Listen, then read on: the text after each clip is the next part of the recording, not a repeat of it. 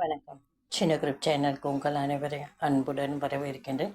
இன்றைய ஆன்மீக தகவல் ஸ்ரீ அன்னை ஸ்ரீ பகவான் அரவிந்தர் பற்றிய தகவலை தான் நாம் பார்க்க போகின்றோம். அன்பர்கள் அனைவருடைய பிரார்த்தனையும் ஸ்ரீ அன்னை ஸ்ரீ பகவான் அரவிந்தர் திரு பாதங்களில் சமர்ப்பணம் செய்கின்றேன். நம்பிக்கையான நியாயமான பிரார்த்தனைகள் நிச்சயமாக கைகூடும். ஆன்மீகம் உலகத்தை துறந்தது, துறவரம் பூண்டது.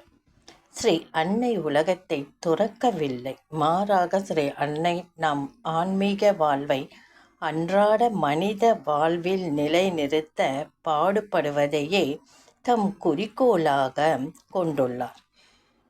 பரம்பரையான ஆன்மீக மரபிலிருந்து ஸ்ரீ அன்னை முற்றிலும் மாறுபடுவதைப் போல மனித வாழ்வில் இருந்தும் ஸ்ரீ அன்னை வாழ்வு முற்றிலும் மாறுபடுகின்றது.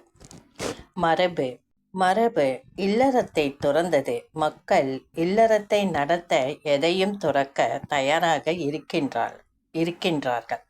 இல்லறம் செம்மையாக நடக்குமானால், வாழ்க்கை வளம் பெற்றதாக இருக்குமானால், மனிதனுக்கு அதை கொண்டு வரும் மார்க்கங்கள் அனைத்தும் ஏற்றுக்கொள்ளக்கூடியவையே. நியாயமாக சம்பாதிக்காத பணம் தேவையில்லை. சிபார்சு மூலம் உத்தியோகம் பெறக்கூடாது. பணத்தால் சிபார்சு அந்தஸ்து குறுக்கு வழியால் சாதிக்கப்பட்டவை விலக்கப்பட வேண்டியவை என்று கருதுபவர்கள் குறைவு. பணத்தை சம்பாதிப்பது அவசியம், உத்தியோகம் அத்தியாவசியம். அவற்றை அடைய உபயோகப்படும் சாதனங்கள் சிறந்தவை என்ற மனப்பான்மைக்கு மெஜாரிட்டி உண்டு. ஸ்ரீ அன்னை மனிதனிடமிருந்தே மரபிலிருந்தும் வேறுபட்டவர்.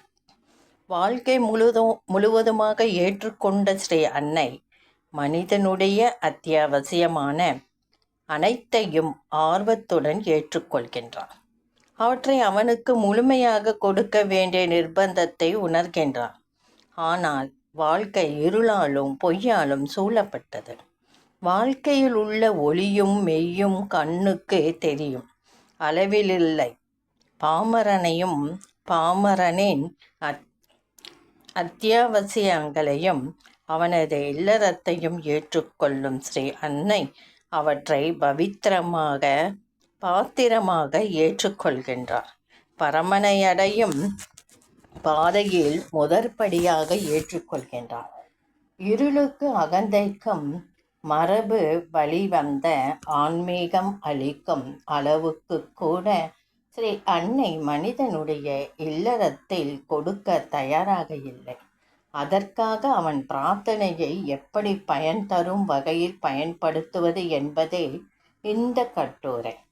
ஸ்ரீ அன்னையின் இல்லறம் மனிதன் பாதையை மாற்றிக்கொள்ள வேண்டும். மறுமையின் இறைவனடியே விளையும் உலக மாந்தர் இம்மையிலும் இறைவனின் திருவுள்ளத்தை இல்லறத்தில் பூர்த்தி செய்ய முன்வர வேண்டும்.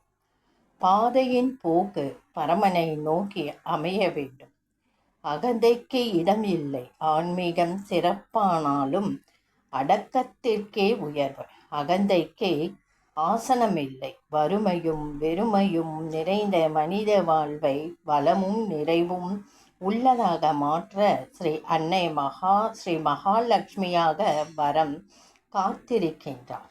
ஆனால் அசுரனுடைய பிடியிலிருந்து மருளின் மயக்கத்திலிருந்து மனிதன் விலகி வந்து பரமனையும் ஸ்ரீ பகவானையும் நோக்கி புறப்பட்டால் ஸ்ரீ அன்னை அவன் மனதை ஆன்மீக ஞானத்தால் நிரப்பவும் அவன் உயிரை காளியின் வீரியத்தால் காக்கவும் வாழ்க்கை ஸ்ரீ மகாலட்சுமியின் வரப்பிரசாதமாக செயல்களை சரஸ்வதியின் திறத்தால் மிளிர வைக்கவும் ஆர்வத்துடன் காத்திருக்கின்றார்.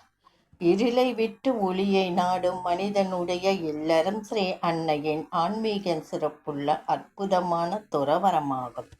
இந்த பதிவு உங்களுக்கு கண்டிப்பாக பிடிச்சிருக்கும்னு நினைக்கிறேன். இந்த பதிவு பிடிச்சிருந்தால் லைக் பண்ணுங்கள், ஷேர் பண்ணுங்கள், சப்ஸ்கிரைப் பண்ணுங்கள். அடுத்த நாளை பதிவில் வழிபாடும் சரணாகதியும் பற்றிய பதிவை நாம் பார்க்க போகின்றோம். நன்றி.